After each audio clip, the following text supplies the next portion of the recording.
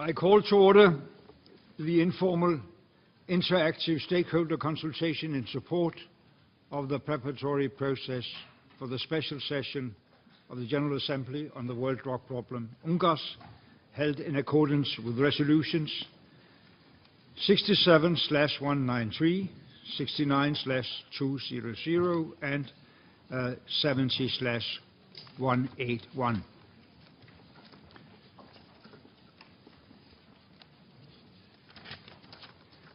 Mr. Secretary General, Excellencies, distinguished guests, ladies and gentlemen, good morning.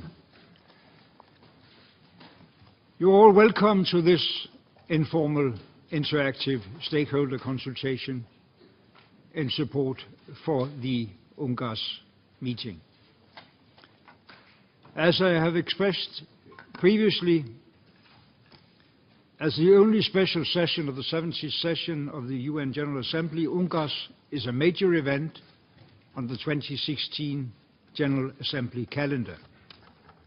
It's what we are facing in these discussions is a transnational threat which represented by the World Drug Problem, and it presents common challenges and shared responsibilities for all member states and indeed for all actors. It is a problem that destroys lives,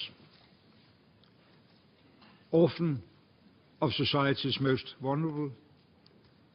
It tears families and communities apart. It pits drug user against drug supplier, and it pits both of these against law enforcement. It can even pit countries where drugs are produced against countries where drugs are predominantly consumed. And it touches on a series of issues such as human rights, social cohesion, sustainable development, criminal justice, and international law and diplomacy. In this regard, the World Drug Problem is the epitome of a 21st century global problem. As we have seen with the climate change and the SDGs, global problems of this nature require long-term engagement within and across borders, action at different levels which address all aspects of the problem, and action by government and a series of other actions. That's why I have been greatly encouraged to see that preparations for the special session have been advanced in an open and inclusive manner.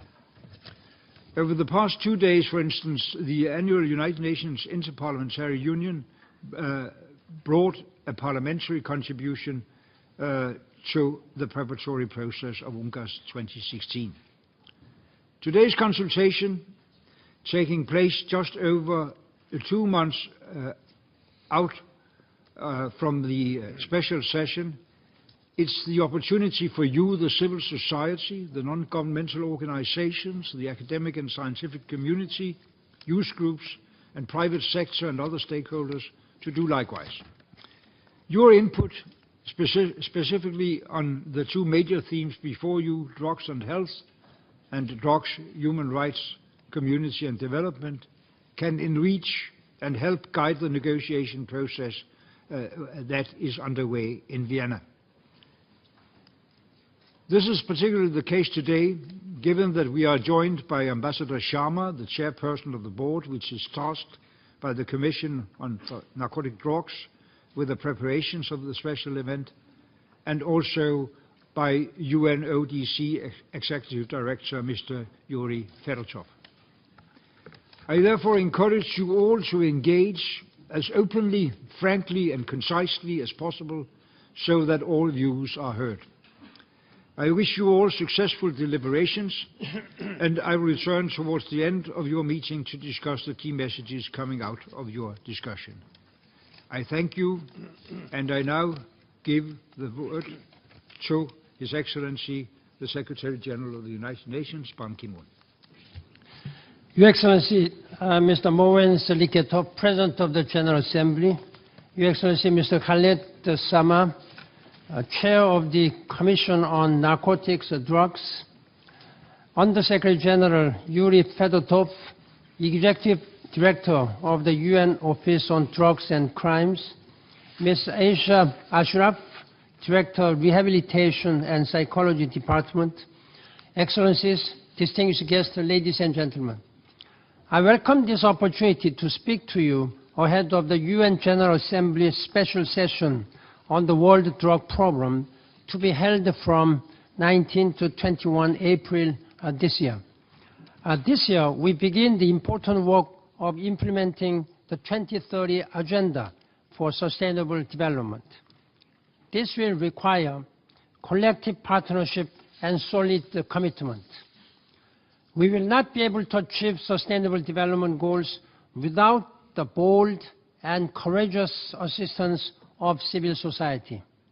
This applies equally to addressing the world drug problems. Around the world, illicit drugs promote violence, impede sustainable development, endanger communities, and undermine people's health. This global challenge is interconnected with the corruption, terrorism, and illicit flows of money. Those who traffic in illegal drugs may also be involved in human trafficking, kidnapping, firearms smuggling, murder, and numerous other crimes. But the world drug problem is also a health problem linked to overdoses, the ravages of addiction, and the spread of HIV and hepatitis. Such high costs are not simply paid by those who use drugs, but by their friends and families and by overwhelmed health systems. UNGASS 2016 provides an opportunity for the international community to enter into an informed and wide-ranging discussion on drug policy in all its aspects. It can help in the development of objectives based on human rights and concern for the health and welfare of people. That will support the implementation of the 2030 Sustainable Development Agenda. The special session can also reaffirm the central principles that no country can confront these issues alone. Shared responsibility can ensure the delivery of balanced and comprehensive drug policies with a renewed focus on human rights and public health, including prevention, treatment, and care. We can also go further. I encourage nations and civil society to hold the broadest possible debate at UNGASS 2016 and to weigh every option. These include alternatives to prison or punishment for appropriate minor offenses, greater access to controlled medicines for the relief of pain and suffering, and promoting alternative livelihoods for vulnerable farmers and their families. In all our work, which is based on the International Drug Conventions, the human rights of people, especially the vulnerable and their communities, must come first. UNODC is uniquely placed to assist this process through its work on both the supply and demand side of this issue. Further, as a cross-cutting issue, the balanced implementation of the Drug Conventions regime requires the continued involvement of the UN system, particularly in the areas of human rights, health, and development. Addressing the global problem of illicit drugs is an important element of promoting peaceful and inclusive societies for sustainable development. I'm grateful for the contribution being made by civil society, and I count on you to continue to add your experienced voice to these important debates. Thank you for your leadership and support. Thank you very much.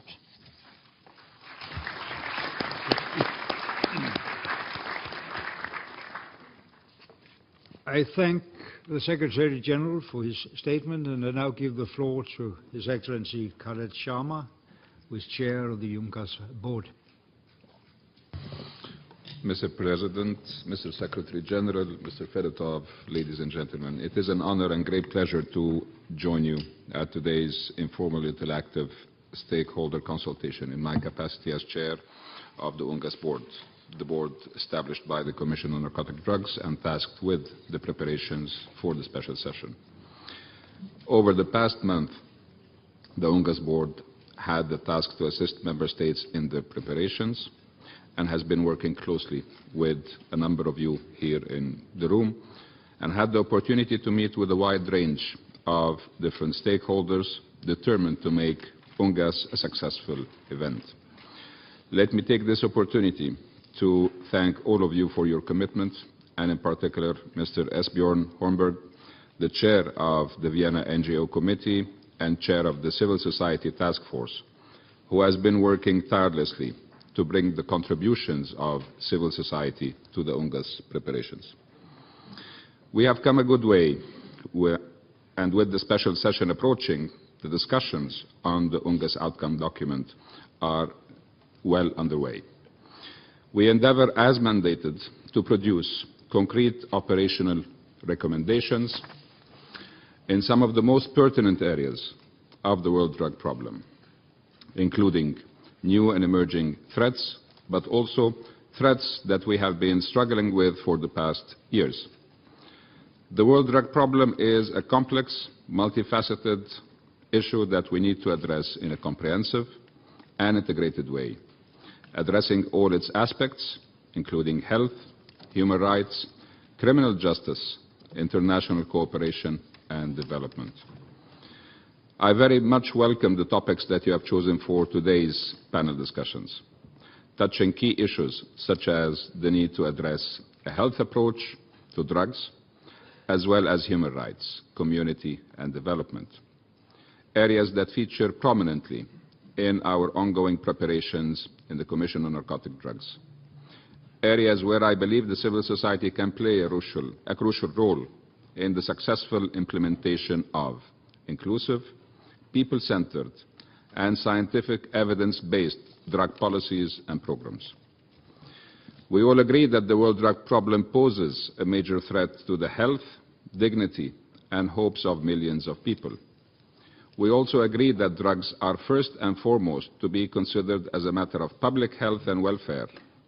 These are the key words in the preambles of all three drug control conventions. What it requires is the full implementation of comprehensive solutions to the drug challenge, with the well-being of people and societies at the core of these efforts. The many manifestations of the world drug problem, as well as the complex relationship between drugs and crime, have an impact on the ability of member states to achieve the Sustainable Development Goals. Since the beginning of our preparations for UNGASS, I have repeatedly stated how crucial it is to understand the different realities, perspectives, approaches, and hear the views, experiences, and lessons learned of those working on the ground. I am therefore particularly interested to hear the experiences of experts at the grassroots level in the first panel discussion today, including in particular from the developing countries. It has always been of utmost importance for the board to ensure that stakeholders put forward their contributions and bring their comparative advantage to the table in order to ensure the effective cooperation needed to address such a complex issue as the world drug problem. For that reason, the dedicated UNGASS website was created to hear views and collect contributions from all over the globe. To date, more than 40 civil society organizations have submitted their input, and member states have benefited tremendously from those insightful contributions in their discussions and negotiations on the outcome document. That, of course, comes in addition to the multiple hearings, panels, and events organized by civil society organizations during the past 2 years. We all know that there is no one-size-fits-all approach, that the realities on the ground are different from region to region, within regions, and from country to country. But as stated, UNGASS 2016 is and has to be about human beings. It is also our collective responsibility to make sure that addressing the world drug problem in 2016 and beyond is built on international cooperation, solidarity, common and shared responsibility, and concerted international action in order to ensure the well-being of peoples and societies. I thank you and wish you success in your deliberations.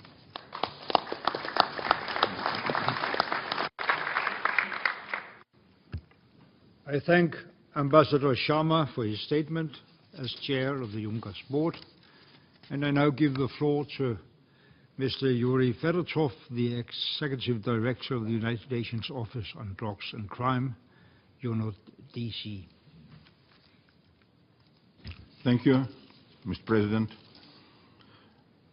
Mr. President, Secretary General, Ambassador Sharma, Excellencies, colleagues, first of all, I would like to thank you, Mr. President of the General Assembly, as well as the Civil Society Task Force, for organizing this very important event with participation of grassroots NGOs ahead of the General Assembly's special session on the world drug problem. Diverse stakeholders, including civil society, as well as UN entities and international regional organizations, have enriched the process of the preparation to UNGASS.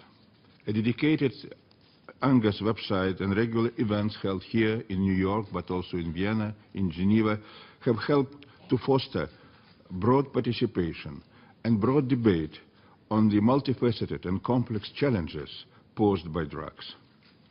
The UNGASS is also an important milestone on the way to 2019, when the international community will review the implementation of the political declaration and the plan of action on the world drug problem. Moreover, with the adoption and launch September last year of the ambitious and all-inclusive 2030 Agenda for Sustainable Development, we have a holistic and forward-looking framework which underscores the importance of health, inclusive justice, development, which can also help to address these challenges as a part of integrated assistance, especially to developing countries. As you know, the UN advocates a comprehensive and balanced international drug policy that focuses, among other things, on prevention, treatment, and care. As the UN Secretariat lead an entity in assisting countries to address the challenges of drugs and crime, UNODC is supporting member states to put such approaches into action on the ground through our global, interregional, regional, and country programs, our research and analysis work, and our networks of field offices. In all this work, we cooperate closely with our UN and other partners, but I would like, first of all, to thank civil societies organizations who are very helpful to the implementation of many of UNODC's projects.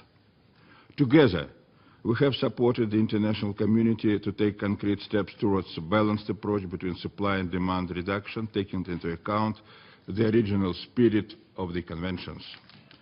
This includes expanding evidence-based prevention as well as treatment, social rehabilitation, and social integration programs, and considering alternative to conviction or punishment for appropriate minor offenses.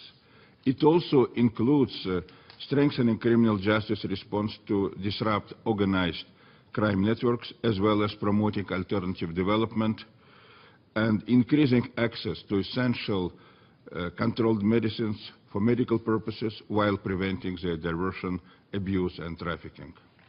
More concretely, we have worked with you, with many of your organizations, on the ground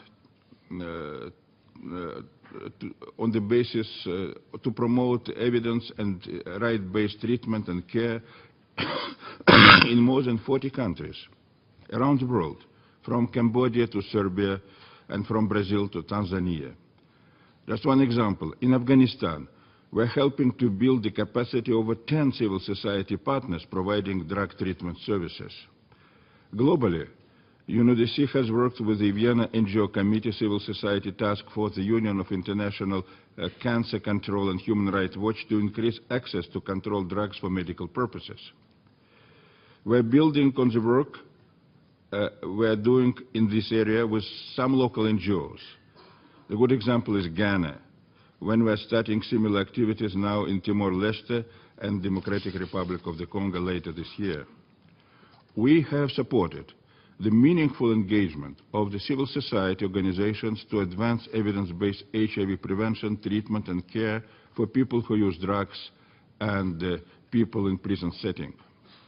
That includes providing financial and technical assistance to over 350 civil society organizations worldwide for strategic initiatives in HIV prevention, treatment, care, and support for people who inject drugs, and working closely with civil society networks in strategic HIV responses. We are supporting civil society to promote evidence-based practice in the area of development-oriented drug control, as well as propose policy action for consideration by member states that are implementing alternative livelihood programs. NGO expertise has contributed to delivery of UNODC technical assistance in this area, for example, in designing and implementing alternative development initiatives in countries of the Mekong sub-region. The vibrant and inclusive discussions leading to the UNGASS have been invaluable in highlighting the importance of such balances and comprehensive action, and the need to deepen and expand our collective action. Ladies and gentlemen, I very much hope that we can rely upon you and will work with you to help the international community make the most of this opportunity and better support member states in implementation of the balanced health and people-oriented approach to the drug problem. I wish you a very productive discussion. I thank you.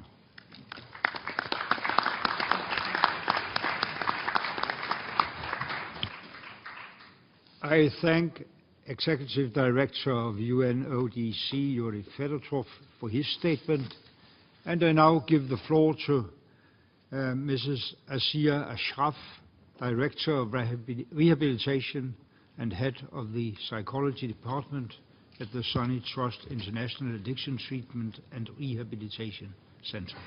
This is Ashraf, please. Honorable Chair, Excellencies, ladies and gentlemen, thank you very much for giving me this opportunity. May I speak this morning on a rather neglected area of drug abuse in many parts of the world, including my country, Pakistan, female drug abuse. Drug abuse in Pakistan is typically considered a male problem, although UNODC found 1.5 million female drug users out of 6.7 million illicit drug users nationwide. Female substance abuse is common in colleges, in urban educated classes, in offices, in homes, with tranquilizers and painkillers commonly abused by middle-class women, whereas cannabis used by poorer women at slums, tombs, and shrines. Their number may be underreported, possibly due to hidden population of female drug users, as observed by UNODC. Female drug abuse is also understudied in Pakistan, except for some UNODC study, briefs, and limited academic research. Overall treatment services, they are highly deficient, assessed by 30,000 people in a year, and which do not address the needs of a woman. Lack of female-specific services and female drug users' reluctance to seek help due to social stigma, family reputation, marital risks, and socio-cultural constraints. They let them either suffer in silence or be exploited by the quacks, dubious faith healers, and untrained psychiatrists. There is dearth of expertise and understanding in the field of female drug abuse treatment and rehabilitation. A female-focused response by the state and the other NGOs, they have still yet to address this critical need. I got involved with the treatment of female drug users while actually working in male addiction treatment and rehabilitation center, named Sunny Trust in Pakistan. In the course of my 12 years of experience with Sunny Trust, I often came across with the people initially making discreet inquiries about male drug users, but later opening up and seeking help in utmost confidence about female drug users. And over outdoor counseling and support, it was of some benefit, but not always enough, because we couldn't admit them because of the male facility and there were no services to refer them to. It set us on thinking the need for having a special female-specific treatment services within our socio-cultural setting.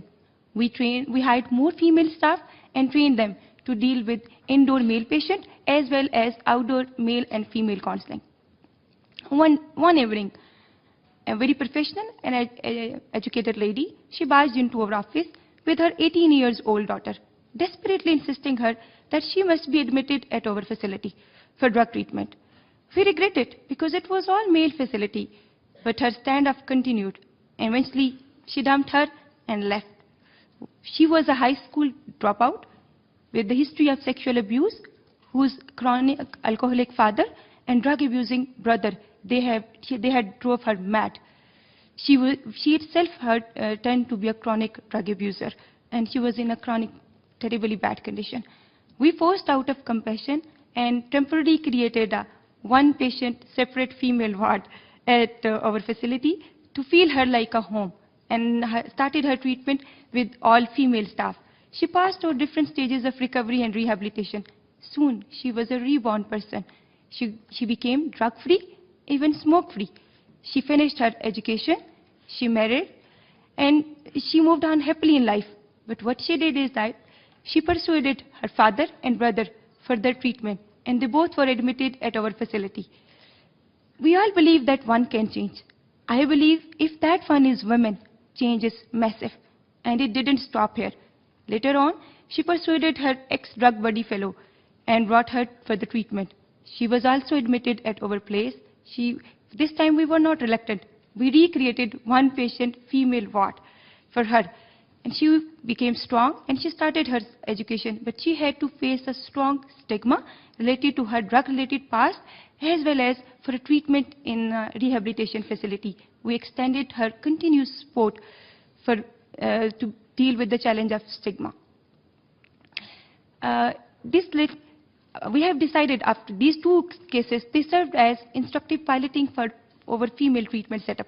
We decided to have a separate female treatment service in Pakistan with the name of Female Addiction Treatment and Rehabilitation Center by the Sunny Trust. I am here in US for a year-long fellowship. It's called Hubert Humphrey Fellowship at the Virginia Commonwealth University, gaining knowledge and skill in the field of female education. This female facility, it will just not be a female treatment facility. It will be a resource and training center for all female-specific responses in my country and the region as well. But it will be just a small drop in the ocean. I expect UNGASS to lead a female-focused, a community-based global campaign to fight with the particularly issues of this group.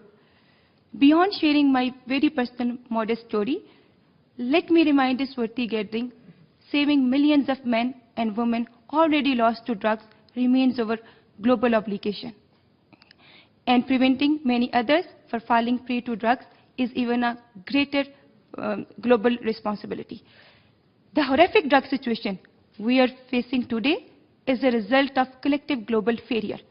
Look how easy it is.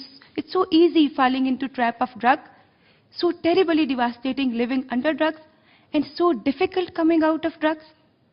Let UNGASS should take a challenge, this challenge head on, and provide the way, ridding humanity of this deadly global drug menace.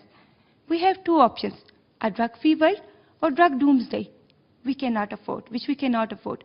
Compromises and half-pay solutions and half-pay measures, they are not going to work for a longer time. Believe me, I am not against any approach. I just want to highlight the importance of prevention and stronger community coalition. It will be a great asset. Let UNGASS define a vision, set a goal, priorities, benchmark for realizing a dream of drug-free world within our lifetime. Thank you.